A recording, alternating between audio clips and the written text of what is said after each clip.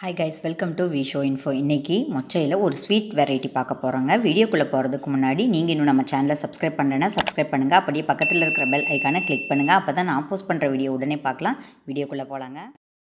பாருங்கள், இதுதான் மொச்சக்காய். இதிலிருந்து தோலை உரிச்சிட்டு பார்க்கலாங்க. பாருங்கள், மொச்சையோட மேல் தோல் உரிச்சாச்சு. இப்படி தான் இருக்கும் பாருங்கள். மொச்சையை ஒரு 2 மணி நேரம் நல்லா ஊற வச்சுக்கணுங்க.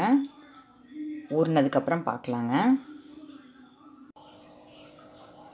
பாருங்கள், நம்ம மொச்சையை ஊற வச்சுருந்தோம் தண்ணியில், அது நல்லா ஊறிடுச்சுங்க. இப்போ அதில் இருக்கிற தண்ணியெல்லாம் வடிச்சாச்சுங்க. இது இப்போ என்ன பண்ணுறதுன்னு பார்க்கலாங்க. பாருங்கள், அந்த மாதிரி ஊறி இருக்கிற மொச்சையை இப்படி நம்ம ப்ரெஸ் பண்ணணும்னா பருப்பு தனியாக தோல் தனியாக வருங்க. பாருங்கள், பிதிக்கி இந்த மாதிரி தான் எடுக்கணும். இப்படி நம்ம ப்ரெஸ் பண்ணோம்னா பருப்பு தனியாக தோல் தனியாக வந்துடும். இந்த மாதிரி தான் எடுக்கணும். நல்லா ஊறி இருந்தால் மட்டும்தான் இப்படி நம்ம ப்ரெஸ் பண்ணும்போது வரும். ஊறலைன்னா நம்ம இப்படி ப்ரெஸ் பண்ணும்போது தோல் தனியாக பருப்பு தனியாக வராது. அதனால தான் ஒரு 2-3 மணி நேரம் அப்படின்னு சொல்கிறது, ஒரு 3 மணி நேரம் நல்லா ஊறணுங்க.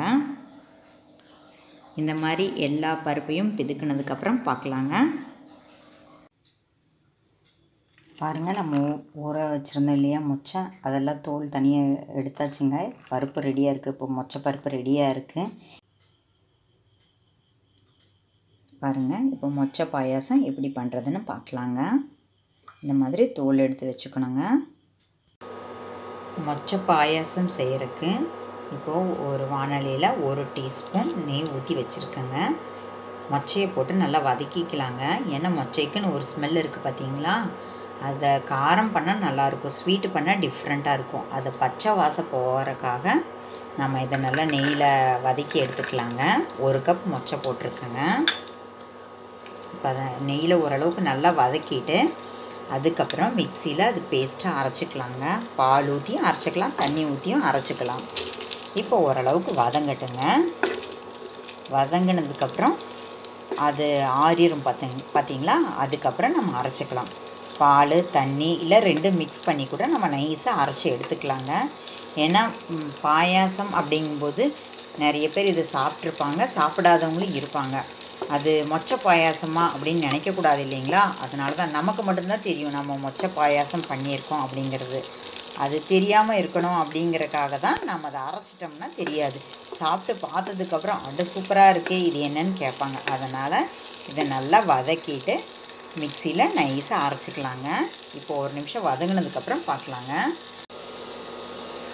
பாருங்கள், நம்ம சேர்த்த மொச்சையோட பச்சை ஸ்மெல் போயிடுச்சுங்க. இந்த அளவுக்கு வதங்கினா போதுங்க. இப்போ இது நல்லா ஆறுனதுக்கப்புறம் இதை அரைச்சி விழுதாக பண்ணிக்கலாங்க.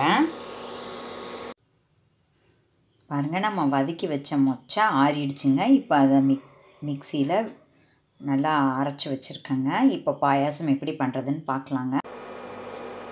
பாயாசம் செய்கிறோம் அப்படின்னாலே முந்திரி திராட்சை சேர்த்தா தாங்க செமையாக இருக்கும்.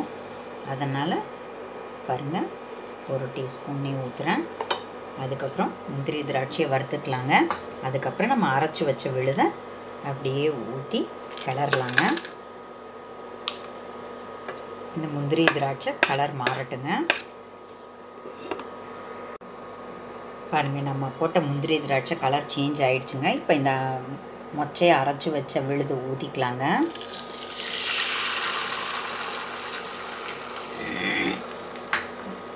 இப்போ நல்லா கிளறிக்கலாங்க. இது மறுபடியும் கொஞ்சம் நேரம் கொதிக்கட்டுங்க. கொஞ்சம் பால் சேர்த்திக்கலாங்க. பால் நம்ம இஷ்டம்தாங்க. நான் இந்த அளவுக்கு நான் ஒரு டம்ளர் ஊற்றுறேங்க. உங்களுக்கு தகுந்த மாதிரி பால் ஊற்றிக்கோங்க. பாலும் இதுவும் சேர்ந்து கொஞ்சம் நல்லா கொதிக்கட்டுங்க. அதுக்கப்புறம் சர்க்கரையை சேர்த்துக்கலாங்க.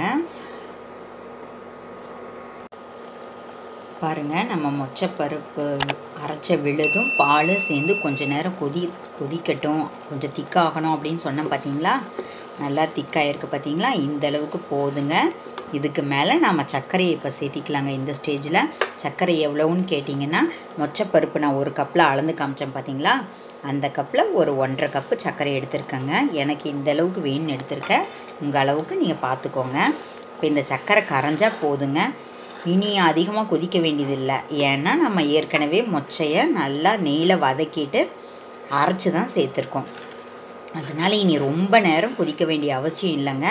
நமக்கு பாயாசம் அப்படின்னாலே ஓரளவுக்கு திக்னஸ் இருக்கணும். அந்த திக்னஸ் கூட இருக்குது. அதனால் சர்க்கரை மட்டும் கரைஞ்சா நம்மளோட மொச்சப்பருப்பு பாயாசம் ரெடிங்க. சர்க்கரை கரைஞ்சதுக்கப்புறம் பார்க்கலாங்க. பாருங்கள், மொச்சப்பருப்பு பாயாசத்தில் போட்ட சர்க்கரை கரைஞ்சிருச்சுங்க. லாஸ்ட்டாக ஏலக்காய் தூள் சேர்த்திக்கலாங்க. ஃபஸ்ட்டே சேர்த்ததை விட லாஸ்ட்டாக சேர்த்துனாதாங்க அதோட ஃப்ளேவர் சூப்பராக இருக்கும். அப்புறம் கலருக்காக நான் எதுவுமே சேர்க்கலைங்க. நேச்சுரல் கலர் தாங்க. உங்களுக்கு விருப்பம்னா நீங்கள் எதாவது கலர் வேணால் சேர்த்துக்கலாம். நேச்சுரல் கலர்லேயே பார்க்க சூப்பராக இருக்குங்க. ஏலக்காய் தூள் வாசத்தோட அருமையாக இருக்குங்க. ஸ்மெல் பார்க்குறக்கு டேஸ்ட்டு பண்ணி பார்த்தா இன்னும் அதை விட சூப்பராக இருக்குங்க. பாருங்கள், டேஸ்டியான மொச்சப்பருப்பு பாயாசம் ரெடிங்க. நாம் ஆல்ரெடி மொச்சையை நெய்யில் நல்லா வதக்கி அரைச்சி அதுக்கப்புறம் பண்ணதுனால இதில் மொச்சை போட்டிருக்கோன்னு ஸ்மெல்லாம் தெரியாது, பார்வையெல்லாம் தெரியாதுங்க. நீங்கள் வீட்டில் இருக்கிறவங்களுக்கு செஞ்சு கொடுத்து பாருங்கள், சூப்பராக இருக்குன்னு சொல்லுவாங்க. மொச்சையில் செஞ்சது அப்படின்னு நம்பவே மாட்டாங்க. ஏன்னா மொச்சை ஸ்மெல் வரவே வராது. அப்படி மொச்சை ஸ்மெல் வந்ததுன்னா நம்ம சரியாக வதக்கலைன்னு அர்த்தங்க. ட்ரை பண்ணி பாருங்கள். இது வைஷ்யா ஸ்பெஷலுங்க. அவங்க இப்படி தாங்க பண்ணுவாங்க. மொச்சப்பருப்பில் காரம் மட்டும்தான், அதாவது எல்லோரும் ஜென்ரலாக சுண்டல் பண்ண தான் செய்வாங்க. அதில் இந்த பாயாசமெல்லாம் நிறைய பேருக்கு தெரியாதுன்னு நான் நினைக்கிறேங்க. தெரிஞ்சவங்களுக்கு ஓகே, தெரியாதவங்களுக்காக தாங்க இந்த வீடியோ. ட்ரை பண்ணி பாருங்கள். இது வைஷ்யா ஸ்பெஷல் அப்படிங்கிறது மட்டும் இல்லாமல் அவங்க இதை என்னன்னு சொல்லுவாங்கன்னா பித்திகி பப்பு பரவண்ணம் அப்படின்னு சொல்லுவாங்க. அணுமுழு பித்திகி பப்பு பரவண்ணம் அப்படின்னு சொல்லுவாங்க.